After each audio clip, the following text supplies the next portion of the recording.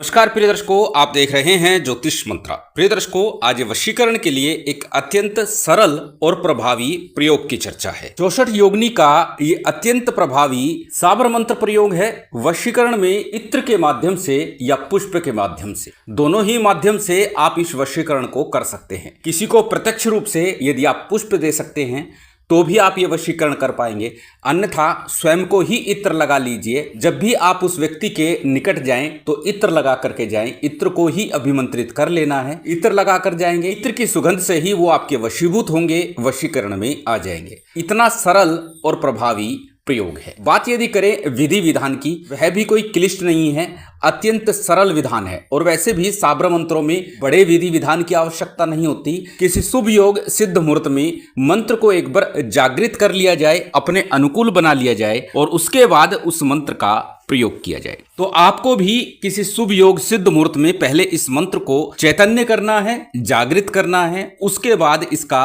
प्रयोग करना है। और जैसे मैं आरंभ में बोल चुका हूं, प्रयोग विधि अत्यंत सरल है। स्वयं को इत्र लगा करके, किसी को पुष्पहार या फिर एक पुष्प दे करके भी आप उसे वशीभूत कर सकते हैं, वशीकरण में ले सकते हैं। परंतु एक बात पुनः बता दूं, वशीकरण प्रयोगों की जब चर्चा करता हूं तो वशीकरण प्रयोग केवल तभी जब रिश्तों में तनाव हो, अपने अपनों से दूर हो रहे हो, परिवार में खटास उत्पन्न हो रहा हो, परिवार में तनाव बढ़ रहा हो, अलगाव हो रहा हो, या फिर ऐसी परिस्थिति बन गई है कि आपका मान सम्मान दांव पर लगा है। उस परिस्थिति में ही वशीकरण प्रयोग करना उचित होता है, सार्थक होता है। यदि हम किसी के चरित्र हनन के लिए या फिर किसी अन्य प्रकार से उसका अनैतिक रूप से लाभ लेने के लिए वशीकरण प्रयोग करते हैं तो कहीं ना कहीं हमारा प्रयोग विफल हो जाएगा और हमें इस प्रयोग का लाभ नहीं मिलेगा। क्योंकि प्रयोग में निहित देवता की शक्ति भी पूरी तरह से भली भांति जानती है कि आपका उद्देश्य शुद्ध है अथवा अशुद्ध है, पवित्र है या अपवित्र है। इसलिए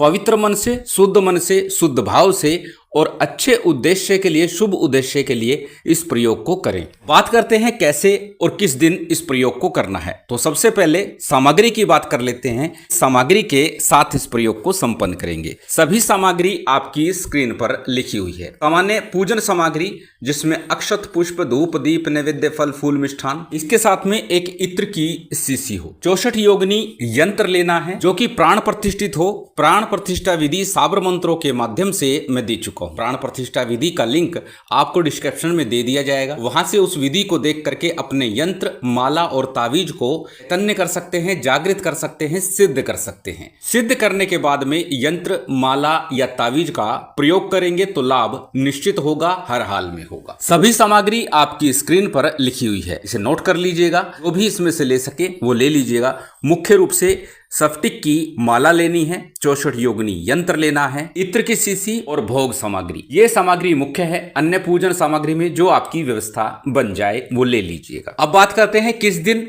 कब और किस समय साधना को करें जिससे कि हमें पूर्ण लाभ प्राप्त हो जाए। प्रिय दर्शकों, इस साधना के लिए सोमवार, शुक्रवार, शनिवार ये दिन है। सप्तमी, अष्टमी, चतुर्दशी, अमावस ये तिथियां हैं और पूर्णिमा तिथि को भी आप ये प्रयोग कर सकते हैं। जब भी आप ये प्रयोग करेंगे किसी भी तिथि को, किसी भी वार को, उस दिन सिद्धि योग अवश्य देख लीजिएगा। क्योंकि जब हम सिद्धि योग में कोई साधना करते हैं, मंत्र जागृत करते हैं, मंत्र अनुष्ठान करते हैं तो हमारा प्रयोग शीघ्र सफल होता है, उसका हमें पूर्ण लाभ मिलता है। तो जब भी इस प्रयोग को आरंभ करें, सिद्धि योग देख लें। सिद्धि योग में जब इस प्रयोग को आरंभ करेंगे तो सबसे पहले किसी देवी मंदिर में थोड़ी भोग सामग्री लेकर के चले जाइए। निवेदन प्रार्थना कीजिए, जिस साधना को, जिस मंत्र अनुष्ठान को मैं करने जा रहा हूं वह मेरा पूर्ण सिद्ध हो, सफल हो और हर प्रकार से मुझे वो लाभ दे। इस प्रकार का निवेदन प्रार्थना करके घर लौट आइए। घर में रात्रि काल में उत्तर मुख होकर के आपको ये साधना आरंभ करनी है। सबसे पहले हमेशा की तरह थोड़ा शुद्धि आचमन कर लीजिए। शुद्धि आचमन के बाद में दाहिने हाथ में अक्षत, पुष्प, जल इत्यादि लेकर के संकल्प कीजिए। अपना नाम बोलिए, गोत्र बोलिए, उस दिन का तिथिवार नक्षत्र बोलिए और फिर अपनी कामना बोलिए।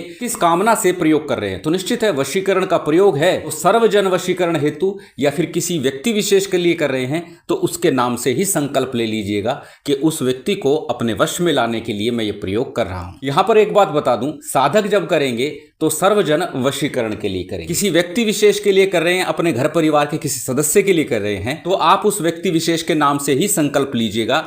तो आपको प्रयोग का पूर्ण फल अवश्य ही प्राप्त होगा। संकल्प के उपरांत संकल्प के लिए लिया गया अक्षत पुष्प जल किसी थाली प्लेट में अथवा दीपक के सम्मुख छोड़ दीजिएगा। उसके बाद हमेशा की तरह सामान्य सा पूजन विधान, गणपति का, गुरु का, कुलदेव, पितृदेव, स्थान देव, इन पंचदेवों का पूजन किया। शिव शक्ति का पूजन कर लीजिए, 64 योगिनी यंत्र का पूजन कीजिए और साथ ही भैरव जी का पूजन भी कर लीजिए। यथा सामग्री यथा विधि जैसा आपको ज्ञान है पूजन विधान आप संपन्न कर लीजिए। पूजन विधान संपन्न हुआ। ये सामान्य सा पूजन विधान लगभग प्रत्येक साधना सिद्धि के दौरान मैं बताता हूं, जिससे कि हमारी साधना को बल मिलता है, हमारा मनोरथ शीघ्र सफल होता है, पूर्ण होता है। पूजन के उपरांत गणपति और गुरु मंत्र का भी आपको यथाशक्ति जप अवश्य करना चाहिए। संभव हो तो एक एक माला का, अन्यथा 11-11 या 21-21 बार गणपति गुरु मंत्र का जप अवश्य कीजिए। गणपति मंत्र के रूप में ओम गंग गणपति नमः, ओम गणेशाय नमः, ओम वक्रतुंडाय नमः, ओम विघ्नेश्वराय नमः, कोई भी एक गणपति मंत्र जिसे आप सहजता सरलता से जप सके, बोल सके, उस एक गणपति मंत्र का आपको यथाशक्ति जप करना है। बात करें गुरु मंत्र की, तो यदि गुरु दीक्षा ली है तो अपने गुरु मंत्र का जप कर लीजिए। गुरु दीक्षा नहीं ली है तो उस परिप्रेक्ष्य में भगवान शिव को हाजिर नाजिर मानकर उनके पंचाक्षरी मंत्र ओम नमः शिवाय का, अथवा गुरु गोरखनाथ जी को ही गुरु मान करके उनके मंत्र ओम गुरु गोरक्षनाथाय नमः मंत्र का 11-21 बार अथवा एक माला का जप कर लीजिएगा। प्रयास कीजिएगा यदि गुरु दीक्षा नहीं ली है तो एक ही माला का जप गुरु मंत्र के रूप में अवश्य कीजिएगा। आज जिस मंत्र की चर्चा है वो साबर मंत्र है, और साबर मंत्रों की चर्चा हो तो साबर सिद्धि मंत्र का जिक्र मैं बार बार करता हूं। इसका 11-21 बार जप करने से साधना में सफलता के मार्ग शीघ्र बनते हैं और हमारी साधना सफल हो जाती है। साबर सिद्धि मंत्र एक बार फिर से आपकी स्क्रीन पर है, एक बार बोल करके बता देता हूं। गुरु सठ गुरु है वीर, गुरु साहब सुमरी बड़ी भांत, सिंगी टोरो बन कहू मन नाऊ करतार, सकल गुरु की हर बजे घट पकर उठ जाग, चेत संहार श्री परमहंस। ये साबर सिद्धि मंत्र है। इसका 11 बार जप अथवा 21 बार जप कर लेना आपके लिए उत्तम होगा। बात यदि करें आज के मंत्र की, वह भी अत्यंत सरल है, परंतु मंत्र जाप से पूर्व बार बार बोलता हूं कि मंत्र को पहले अच्छे से कंठस्थ कर लीजिए। यदि कंठस्थ ना हो पाए तो उसके लिए भी बोलता हूं, किसी भोजपत्र के ऊपर लाल चंदन से अथवा सिंदूर में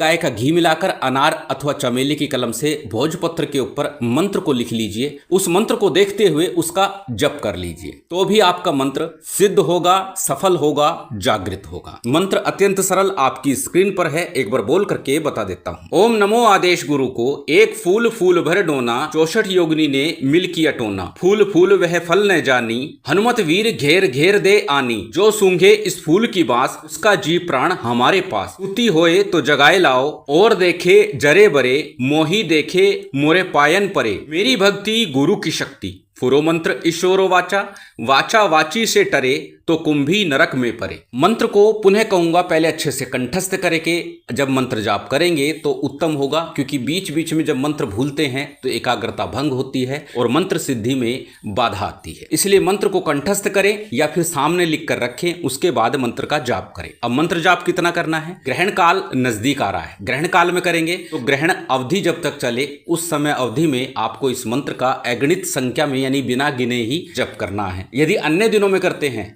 तो 11 माला किसी सिद्ध योग में एक ही दिवस में कर लीजिए, अथवा 11 दिनों तक एक माला नित्य प्रति करते हुए इस मंत्र का जाप कर लीजिए। जैसे भी आपकी व्यवस्था बने, जो आप कर सके उस प्रकार इस मंत्र का आपको 11 माला का जप करना है। ग्रहण काल में बिना गिनती के जप करना है, अन्य दिनों में 11 माला कम से कम इसका जप करना है। जप काल के दौरान एक इत्र की शीशी दीपक के पास में रख लीजिएगा, और उसके बाद जब आपका जप पूर्ण हो जाएगा तो सबसे पहले आरती कीजिए, भोग आदि लगाइए, जलाचमन कराइए, क्षमा प्रार्थना कीजिए, आसन को प्रणाम कीजिए, और इस प्रकार आपकी साधना पूर्ण होती है। इत्र की शीशी को खोल करके थोड़ा सा देवी को अर्पित कर दीजिए, या जो दीपक है उसमें डाल दीजिए थोड़ा सा इत्र, और फिर उस इत्र का आपको प्रयोग करना है। यही प्रयोग विधि है। बात यदि करें फूल का, तो फूल को लीजिए, उस पे 21 बार मंत्र का जप कीजिए, और उस फूल को वांछित व्यक्ति से दे दीजिए। जिसको भी आप वशीभूत करना चाहते हैं उसे दे दीजिए, अवश्य ही वो व्यक्ति आपके वशीकरण में आ जाएगा। अत्यंत सरल प्रभावी प्रयोग है। एक बार पुनः याद दिला दूं, सभी कुछ लिखित रूप में दिया जाता है, इसलिए प्रयोग करने से पूर्व, साधना मंत्र करने से पूर्व